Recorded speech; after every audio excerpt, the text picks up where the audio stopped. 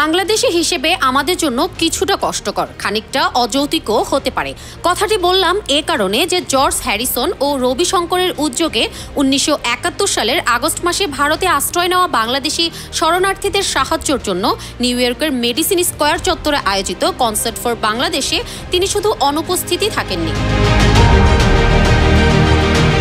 বরং পরবর্তীকালে সেই সঙ্গীতা অনুষ্ঠানে আয়োজন নিয়ে নানা রকম কটু কথাও বলেছেন। অন্যদিকে লেলন শুরুতে ইতিবাচক অবস্থান নিলেও এরকম শর্ত আরোপ করেছিলেন, ইয়োকো ওনোকে গান গাওয়ার সুযোগ দিলে কনসার্টে তিনি যোগ দেবেন। হ্যারিসন অবশ্য সেই শর্তে রাজি হন।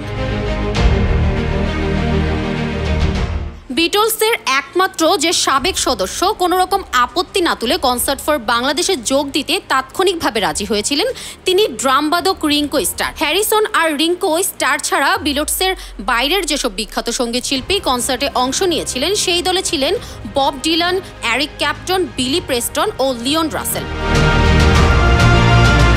আলপনা খানম, নিউজ 21 ইন্টারন্যাশনাল ডেস্ক।